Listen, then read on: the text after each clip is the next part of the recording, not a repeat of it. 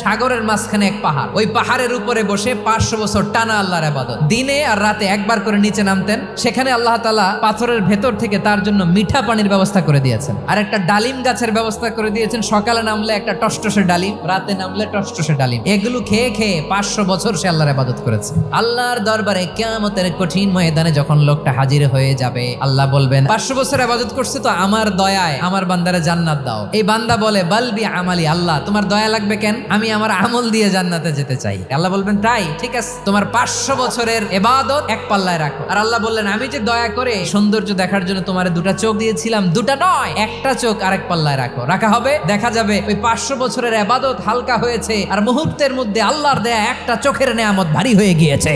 ফলাফল দেখো, হিসাব বলে তুমি এখন জাহান্নামে যাবা, যাও এবার জাহান্নামে যাও। এবার লোকটা কাচুমাচু করে বলে আল্লাহ এবার আমি বুঝতে পেরেছি তোমার দয়া ছাড়া দুনিয়ায় কেউ জান্নাতে যেতে পারবে না।